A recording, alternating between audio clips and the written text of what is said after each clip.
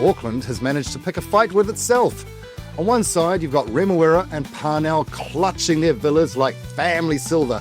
On the other, government planners waving blueprints for 10-storey towers around Kingsland and Mount Albert. It's less housing strategy and more like a street brawl outside the viaduct at 2 a.m. The question is simple. Who gets crushed? The heritage homeowners or everyone else who just wants a roof over their head? And to make sense of this madness, we've dragged back Kiwibank Chief Economist Jarrod Kerr. He's next. Financial freedom faster. Financial freedom faster. If you prefer making money instead of sulking while your neighbours get richer, and you're still doom-scrolling Trade Me like it's a national sport, hit subscribe. In 2025, this is where more Kiwis get their property smarts than anywhere else. Get ahead of the pack before your mates twig and leave you behind. Jarrod, let's cut the waffle. Is this a housing plan or just an Auckland class war dressed up in planning language? Well, I think there's always that battle going on, right? Like, not in my backyard, the old classic NIMBY argument. And I think, you know, people would be more open to higher density had they thought that we could handle it on our infrastructure.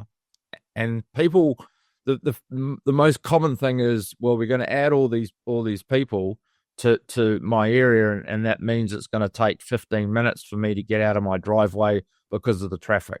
That's one of the first things. And then we also hear a lot about, you know, the pipes, the existing pipes can't handle it. You know, the existing infrastructure can't handle it. And I think that's a pretty fair concern to have, because we have not maintained our infrastructure very well. We have not built the infrastructure that's required for the population that we have. So I understand that side of the argument, but then the other side is equally important in that we do need higher density.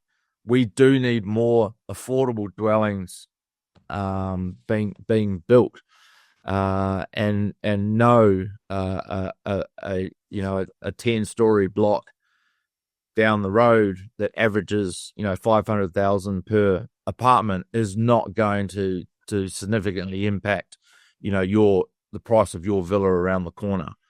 I don't buy into that at all.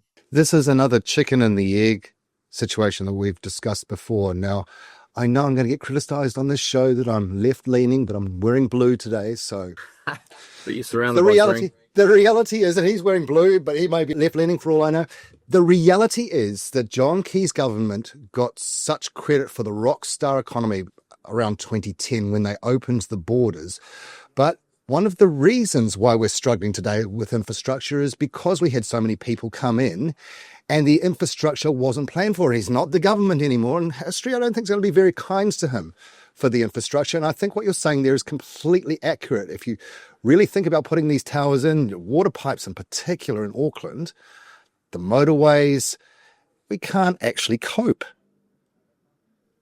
Yeah, that's the argument. And I wouldn't just single out one government. I would single out both governments going back 30 years.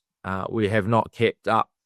There was a migration surge in the early 2000s, and we saw, you know, quite a peak in house prices and that from sort of 2003 onwards. So that there has been these surges in migration. We had the largest migration boom in our history from 2013 to 2019. We had COVID, and we came out 2023 was the largest surge we've ever seen in a single year.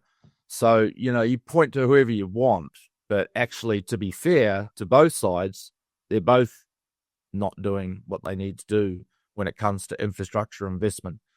Infrastructure per head, the spending has been going down. It's not what we should be doing. It should be going up. And particularly with the deficit that we've accumulated, we need to try and tackle that. And what we mean by deficit is what you're pointing to, and that is, the pipes aren't big enough. We've only got one harbour crossing in Auckland. There's so many things you can point to, and we're under investing in our own futures, and more importantly, we're under investing in our kids' futures. Now, I was living in Point Chevalier until this year, and there's a tower block, it's a Kaiangaora tower block that's actually out on the corner, but I know the outrage of the residents there. If towers go up in, say, places like Mount Eden and Kingsland, does that actually solve affordability, or are we just handing chaos into the suburbs? Oh, look, I think it needs to be balanced. Is one or two towers going to solve anything? No, but it's part of the solution.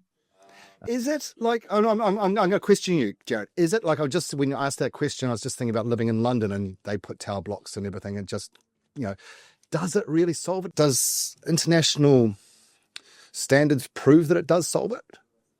Well, for anyone who's lived overseas, we put up with a lot here in New Zealand. I've had I've been fortunate enough to live in Sydney and Singapore. Both are a lot higher density than Auckland. The infrastructure in Sydney is just awesome. Like, no matter where I lived in Sydney, and I moved around, I had at least two options. I could either catch a ferry, I could either catch a bus, or I could either catch a train. And generally speaking, I had two of those options. Yeah, but that's the population that they're able to afford it, though. Not 6 million compared to, say, 1.5. Yeah, that's true. And you can say the same thing about Singapore, right? You've got that, I think it was 5-6 million people as well. But, everything was cheaper there when it came to getting to and from work, right? They had great trains. And in Singapore, it was even cheaper to catch a taxi than it was to do a lot of things. So, better infrastructure, and you get better growth, better resilience. Okay, so let me challenge you again. Flip the argument on its head.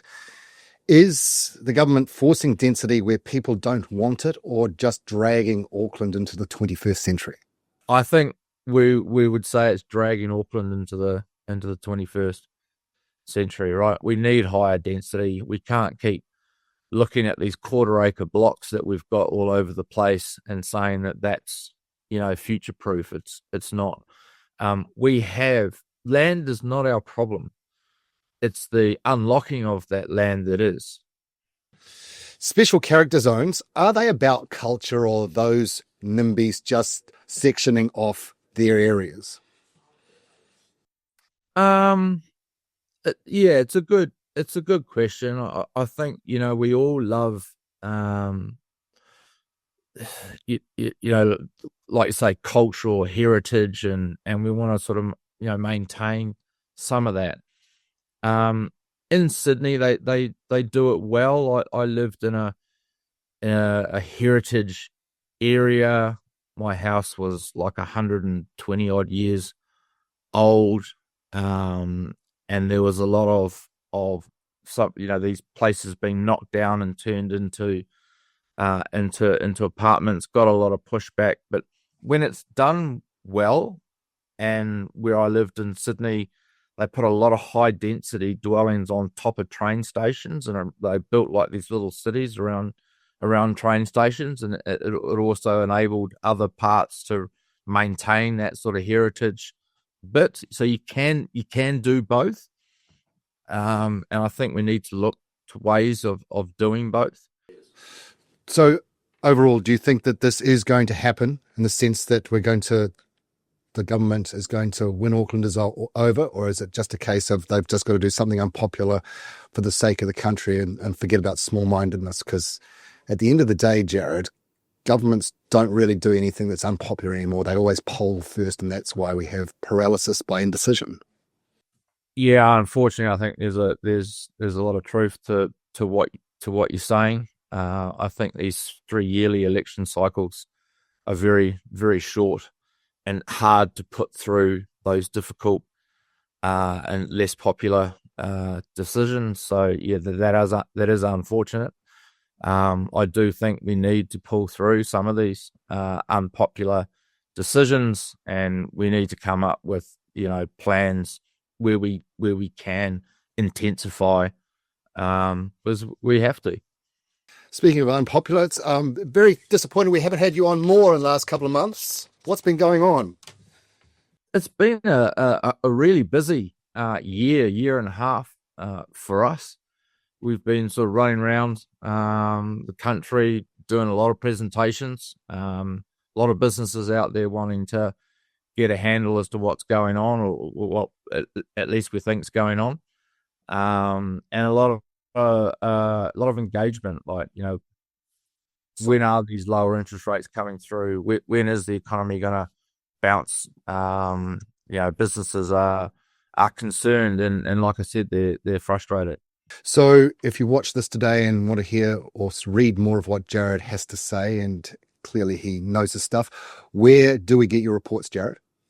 You can jump onto the Kiwibank website, just search where's the Economist stuff under the business section, sign up. You can get our emails, or more importantly, watch our podcast, which comes out every Tuesday, called Markets, Mystics and Mayhem. Look, I would promote it. I would promote it, but we're about 10 times bigger than you, 100 times bigger than you. You need to come onto our podcast rather than going on the Kiwibank podcast. That's true. That's fair. That's like giants and midgets. So you need to be on our podcast a little bit more, Jarrod. We promote your stuff better than the Kiwibank stuff. No, agreed. Jarrod Kerr, Chief Economist of Kiwibank, thank you once again for your time. Pleasure. Thanks for having me on.